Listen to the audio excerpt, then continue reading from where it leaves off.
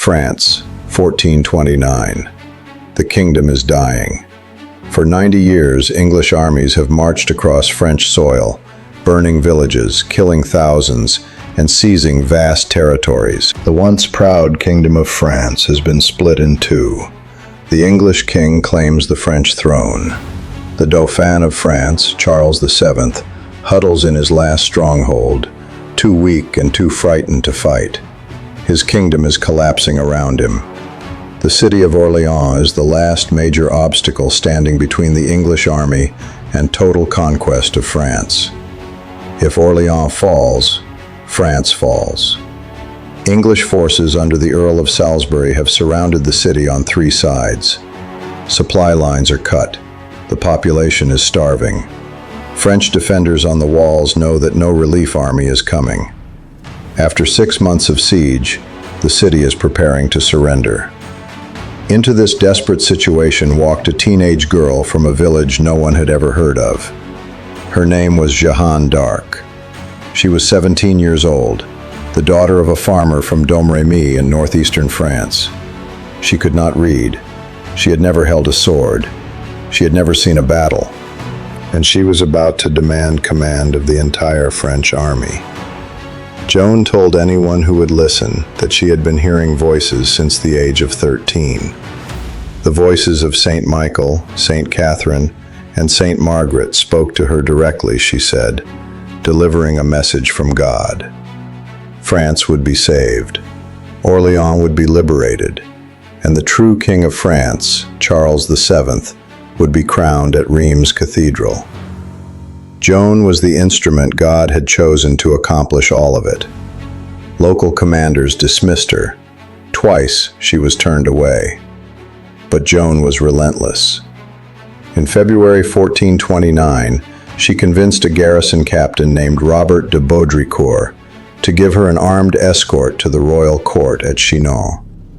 She cut her hair short, dressed in men's clothing for safety, and rode 500 kilometers through enemy-controlled territory in 11 days.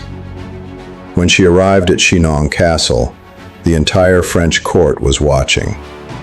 Charles.VII attempted to test her immediately. He disguised himself in the crowd of courtiers and sent another man to sit on the throne. Joan walked directly past the impostor and found the real Charles kneeling before him. The court was astonished. But the most extraordinary moment came when Joan leaned close and whispered something in the king's ear. Whatever she said, Charles went pale. He later confirmed she had told him his most private prayer, a secret petition he had made to God that no living person could have known. A panel of theologians interrogated Joan for 3 weeks at Poitiers. They questioned her theology, her visions, her character. After extensive examination, they reported that they found nothing evil in her. Charles had nothing to lose. His kingdom was already gone. He authorized Joan to march to Orléans with a relief army, gave her a suit of armor made to her measurements, and granted her a white banner painted with the image of Christ in judgment. Joan rode at the head of an army of 4,000 soldiers toward Orléans on April 27, 1429. She issued an ultimatum to the English commanders before the battle began. Leave France, and there will be no bloodshed. The English responded with mockery and insults. Their commander Glasdale shouted from his fortifications that Joan was a cowherd and a strumpet. She sent a final message: remember this exchange. Then she ordered the assault. The French army crossed the Loire River under fire and entered Orléans from the east on April 29th. The population of the city erupted when Joan rode through the gates. People pressed forward to touch her horse, to touch her banner, weeping with relief. Defenders who had been counting the days until surrender were suddenly transformed. A girl had come from God. The city would not fall. The assault on the English fortifications began on May 4th. Joan led the attack on the fort of Saint-Loup personally, riding forward when French forces began to falter, planting her banner at the base of the walls and refusing to retreat. The sight of her standing under fire while others ran stopped the French withdrawal. The soldiers turned back and took the fort. Saint-Loup fell in 3 hours. On May 6th, French forces crossed to the south bank of the Loire and assaulted the fort of Les Augustins. Again, Joan rode at the front of the assault, and again French soldiers who had begun retreating turned back when they saw her. Les Augustins fell before nightfall. The English were now confined to a single major fortification, the fort of Les Tourelles, at the southern end of the bridge over the Loire. The assault on Les Tourelles on May 7th was the decisive battle. It was also the day Joan was wounded. At mid-morning, an English crossbow bolt struck her in the shoulder, driving through her armor between the neck and collarbone. She was carried from the field, and the assault stalled immediately. French commanders considered calling off the attack. Joan refused to leave the battle. She pulled the bolt out herself. She confessed her sins to a priest by the roadside. Then she climbed back onto her horse and rode back toward the fortification. When the French soldiers saw her banner returning toward Les Tourelles, they charged. The English defenders, who had believed Joan was dead, were psychologically shattered. Their lines broke. Glasdale, the English commander who had called Joan a cowherd, retreated across the drawbridge. The bridge collapsed under him. He fell into the Loire River in full armor and drowned. Les Tourelles fell at sunset on May 7th. The following morning, the English army outside Orléans formed up in battle order, apparently willing to give battle in the open field. Joan had her forces arrayed to meet them. The two armies faced each other across the field for an hour. Then the English turned and marched away. Orléans had been under siege for 209 days. Joan of Arc had lifted the siege in 9 days. The liberation of Orléans transformed everything. It proved that English armies could be beaten. It proved that Joan's leadership was real, not illusory. And it galvanized the French war effort like nothing before. Charles VII now authorized the bold campaign Joan had been demanding. A march up the Loire Valley to recapture strategic towns, followed by a drive to Reims for the coronation. On June 18, 1429, at the Battle of Patay, the French caught the English army in open ground. English longbowmen, the weapon system that had won Crécy and Agincourt, were overwhelmed before they could form their defensive lines. It was the most complete French victory of the entire war. The English commander Talbot was captured. Nearly 2,000 English soldiers were killed. The myth of English invincibility died at Patay. Charles VII was crowned King of France at Reims Cathedral on July 17, 1429.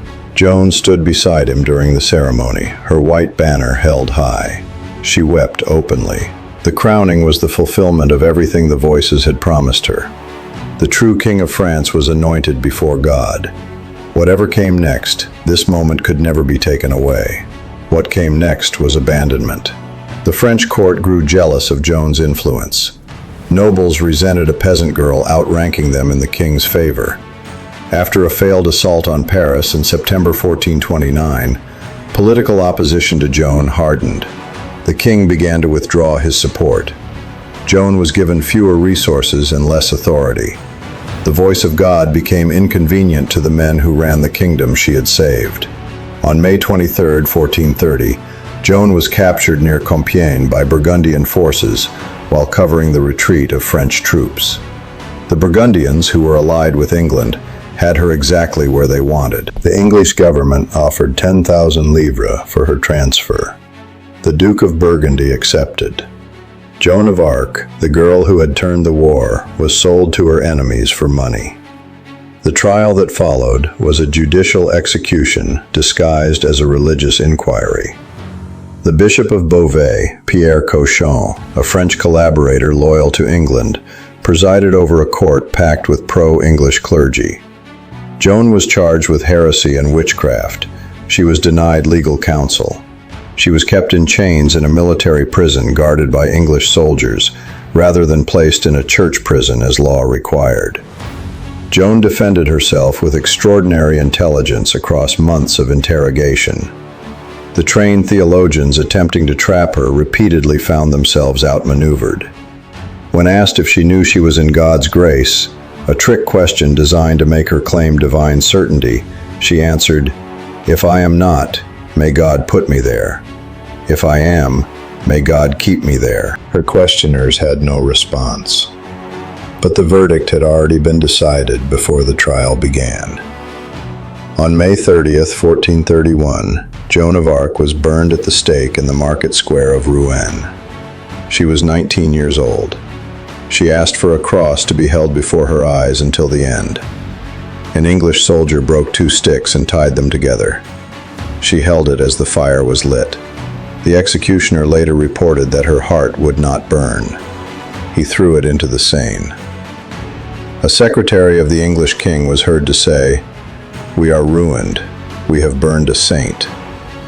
The man who abandoned her, Charles VII, would go on to win the war. Inspired by Joan's sacrifice, the French army continued fighting. Town by town, fortress by fortress, France was reclaimed. By 1453, 22 years after Joan's death, the English had been driven from every territory except the port of Calais. The war that had seemed lost in 1429 was won. France endured. And the teenage girl from Domrémy, who could not read, had changed the history of Europe forever.